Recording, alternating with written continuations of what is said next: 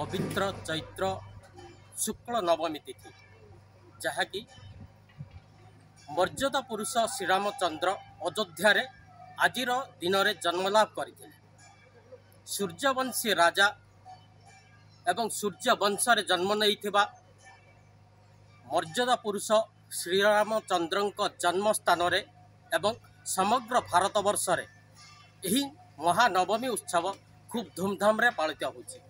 तो जदि आमे देखिबा ताहले जे संपूर्ण भारतवर्ष रे नवमी उत्सव जेमिति पालन होछि तो दीर्घ 200 वर्ष पूर्व गड़जात बौद्ध जिल्लार जहाँ रही देवगढ़ ग्राम रे मध्य खूब धूमधाम रे पालित होछि एही श्रीराम नवमी। आजिठू आरंभ होई 7 दिन पर्यंत यही यात्रा अनुष्ठित होइछि एवं आज देखुथिबे आमे सीधा सड़क अछु यही श्रीराम मंदिर पीठरे एवं जहाँ रही जे श्रद्धालु भक्त एवं ग्रामवासी सहयोग क्रमे एक भक्तिमय परिवेश मध्य सृष्टि होइछि जहाँ रही जे वाल्मीकि रचित रामायण 24,000 श्लोक विशिष्ट 5-7 खंड